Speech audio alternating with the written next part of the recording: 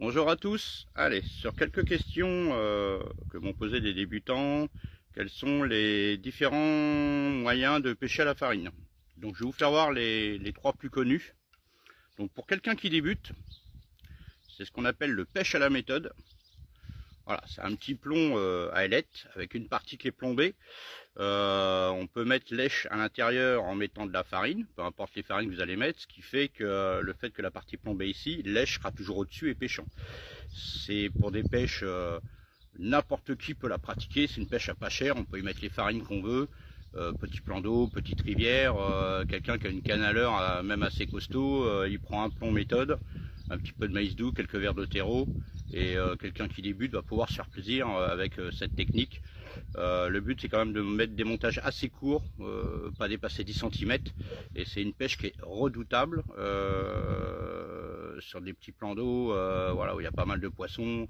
Je l'ai même utilisé en fleuve sur des pêches rapides et sur des barbeaux ou même des carpes, et ça m'a apporté de jolis poissons. Donc ça, je le conseille à tous les débutants qui ont un tout petit budget et qui ont 2-3 heures de pêche devant eux. C'est une technique qui est redoutable, c'est le plomb méthode. Ensuite, ce qui est très connu, hein, la cage. Voilà. Alors par rapport au plomb méthode, c'est pourquoi la cage est hyper efficace, c'est qu'on peut vraiment lui mettre ce qu'on veut dedans. Le plomb méthode, on va être obligé d'y mettre des choses collantes. Là, dedans, on peut y mettre du pain, des asticots, des graines, on met vraiment ce qu'on veut. Moi, personnellement, je le mets sur un kit plomb. Je l'utilise à 98%, voire 99% en rivière, quand je pêche les grosses brèmes et le barbeau.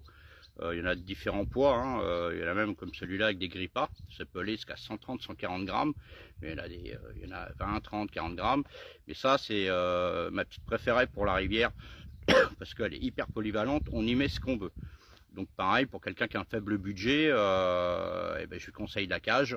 Les bas de ligne doivent être assez longs, entre 50 jusqu'à voire des fois 1 mètre, puisqu'on va se servir du courant. C'est le courant qui va faire sortir vos èches dedans. Donc selon la force du courant, on va allonger plus ou moins le bas de ligne. Et après, sur le bas de ligne, on y met ce qu'on veut. Ensuite, on va passer à ma petite préférée, qui est le méthode feeder. Ne pas confondre avec le plomb méthode. Alors ça, c'est une de mes techniques préférées. Canot, plan d'eau, rivière où il y a très peu de courant. Parce que le maximum que j'ai trouvé, moi, c'est 60 grammes. Donc là, on va y mettre pelé, farine ou un mélange de pelé et de farine. Lèche, voilà, on va y mettre des petits montages entre 10 et 15 cm.